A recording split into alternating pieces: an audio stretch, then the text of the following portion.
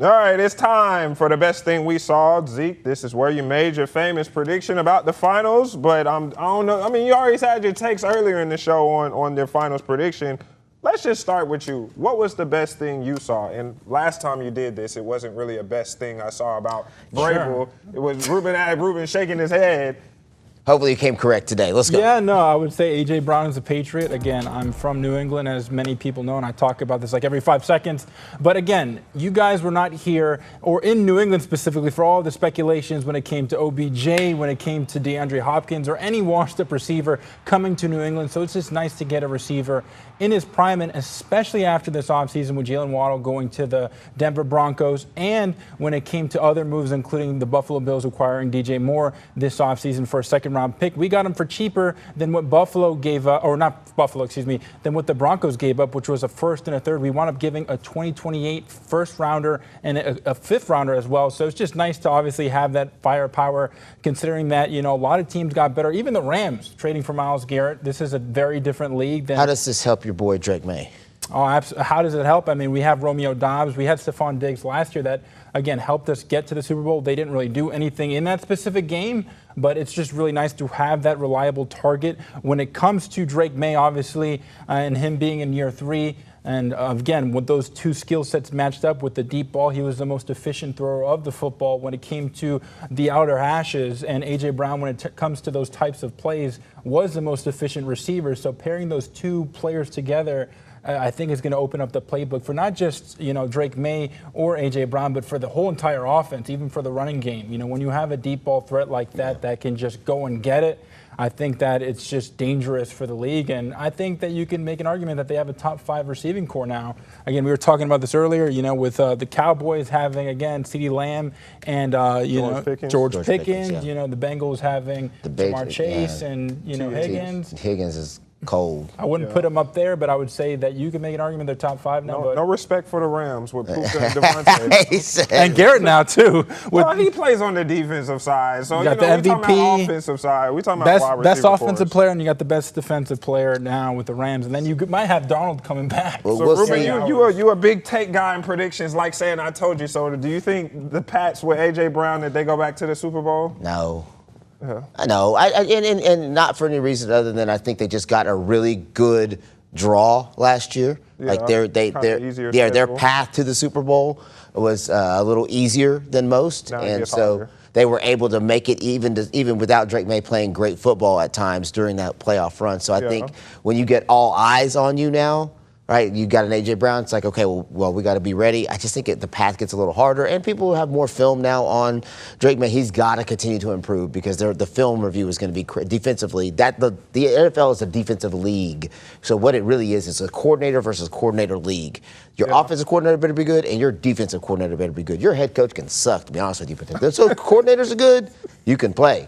So that's why I'm not hating on him. I think it's great for Drake May. It gives him another target. It opens up the offense. All those things you said are correct. But I think the path probably won't be as easy this year. So they're going to have to be better than they were last year. Yeah, they can't score 13 points. Yeah, you're not going to beat people in those games. Ruben, what's your best thing? Best thing I saw. Please roll that beautiful bean footage. Check out your boy Luke. What is this edit? Luke is your father. Y'all might be. Was it Star Wars? Luke, I am your father. So this is Luke saying he is your father. Luke Cornett getting up and getting the block. The dude played 6 minutes of the entire game. His middle name is Francis. I don't like this. But he chased down that block. And the dude, I think he only played a minute and a half or something like that in the second half. Barely got to play. Came in, gets a big-time block that ends up being a 5-point swing, I believe, because he blocks the layup or the dunk. Then the Spurs go around and turn it into a 3-pointer. So that's a 5-point swing in a critical moment of the game. Oh, boy, should have just got the steal, stopped, and gave it to a guard. Every post player out there, listen to me. If you don't know how to really get to the rack from half court, stop. Stop. Give the ball to a guard. That's what they're there for. That's what I did. Give the ball to the guard and let the guard do their job, because it could have turned it into a 4-point game, right? It would have been that much tighter had he got the steal, stopped, gave it to SGA, and they ran some offense. But so hats off to Luke. Best thing I saw. I don't like him because of what he said about Magic City and got it canceled in Atlanta. Oh, man, you're going to go there? You would have been in attendance? Well, no, I would have been here, sadly. All right, let's move on to my best thing. It's something that I saw on social media. You got to appreciate professionals, gentlemen. Like, just listen to this. You know, Adrian Broner, multi-time world champion, kind of let's just say it's not in shape. It looks like he's the world champion of cheeseburgers right now. But the fact that he still has that reflexes, he's teaching Dean the Great, a popular streamer nowadays. I mean, Ruben, your kids may know about him, but teaching him kind of his stance, and look at that, how quick he is. And that wasn't even at full speed.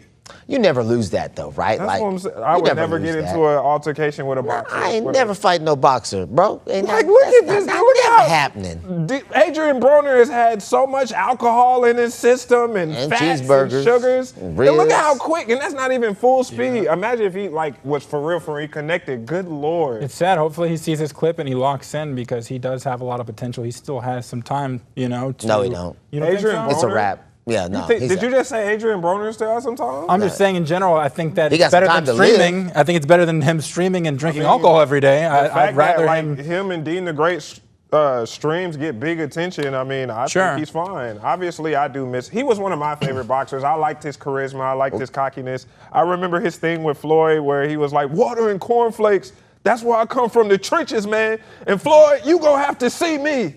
For sure. Floyd can't spell trenches. All right, so I don't know if you saw Kevin Hart talking about Adrian Broner. He was like, "Man, you got in the best shape of your life just to do this?" Because he was so out of shape. He was like, "Come on, bro, what you doing?" So hopefully Adrian Broner gets back in, because reality here is you still want to be healthy. Yeah. Spend all that time, your entire life is in some immaculate shape to be one of the best athletes in the world.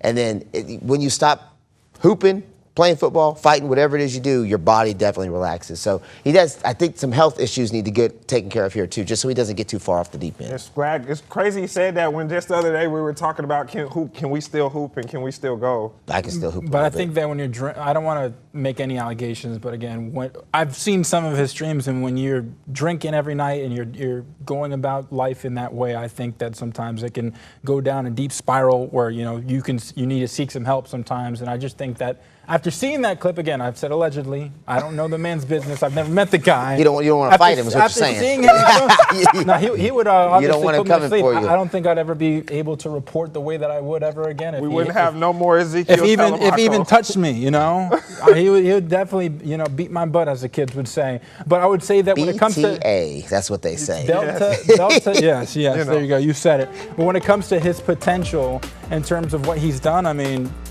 I think it would be better if he made, boxing content, but I don't know if we have that much time left. Yeah, we got to go. That'll do it for today's episode. Shout out to everyone who made today's show possible, especially Leanna Davis, Andrew Pollard. Big shout out to everyone who chopped it up with us, especially this guy, Ezekiel Telemaco. Ruben, take us home. All right, everybody, have an absolutely great day. Remember, Spurs in 7. I said it here. Spurs in 7.